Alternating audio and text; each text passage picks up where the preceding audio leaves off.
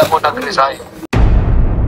Hindi nagbitiw kundi isinibak bilang Executive Secretary si retired Supreme Court Justice Lucas Bersamin. Isang malapit na kaibigan umano ang tumawag sa kanya at sinabing kailangan na niyang magbitiw sa pwesto. The only letter that I sent regarding my position na wala na was that letter I signed yesterday late afternoon.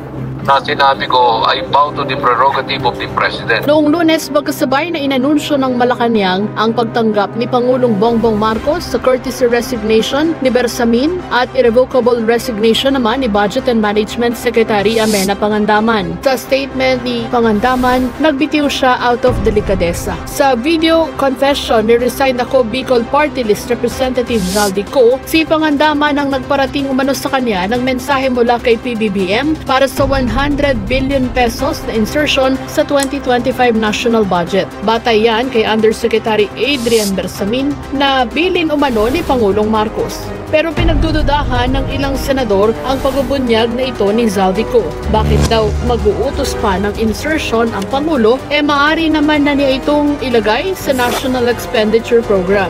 Di nga ba't President's Budget ang tawag sa panukalang budget ng pamahalaan? Mahirap mag-speculate. Alam mo, ito ako, kasi alam ko yung kalakaran pagdating sa mga insertions.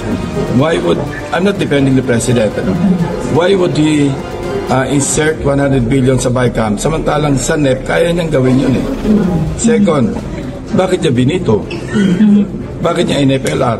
Sa inalabas na video ni Zaldico, sinabi nitong 25 billion pesos ang kickback na napunta kay PBBM.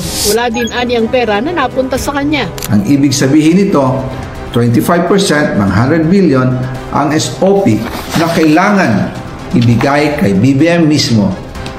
In total, 25 billion ang napunta kay Pangulong Bongbong Marcos. Wala pong perang napunta sa akin. Pero taliwas daw ito sa testimonya ni DPWH Undersecretary Roberto Bernardo. Sa halip itinuro umano nito sina Legislative Liaison Office Undersecretary Adrian Bersamin at Education Undersecretary Trigib Olaivar na tumanggap ng kickback. Sa arrangement ng mga sangkot, may tig-isang armored van sina Bernardo at Olaivar kung saan inililipat ang pera sa basement parking ng isang hotel sa Maynila. Damay din umano si Executive Secretary Lucas Bersamin. Ranging from 800 million hanggang 2 billion. Umabot ng 2 billion only because sometime in March, yung kanyang date na sinasabi from I think March hanggang April yung delivery. 1 billion to Secretary Bonoan. Siya mismo nagtiga. Sinong hindi maniniwala kapag Bersamin ang nagsabi na utos ni Presidente na mag-insert kayo. Now, so ito yung conspiracy. Secretary Bonoan. Pero si Bersamin, abot ang tanggi na may kinalaman siya sa issue.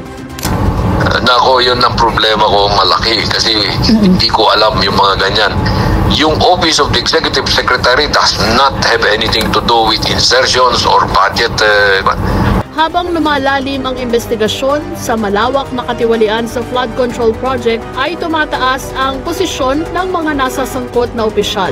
Pero nagamit nga lang ba ng mga opisyal na pinagtitiwalaan at nakapaligid sa Pangulo at napaikutan ito para pagnakawan ng gobyerno? Sa patuloy na paglipas ng araw, isa lang ang nais ng taong bayan at ito'y ang isinigaw ng mga nakilahok sa payapang pagtitipon sa Quirino Grandstand sa mga nakalipas na araw. Transparency, accountability, justice at peace. Ikulong ang dapat ikulong, ibalik ang perang ninakaw sa gobyerno at hustisya sa taong bayan. Ako po si Weng De La Fuente at ito ang Datos, ang totoong kwento sa likod ng mga issue.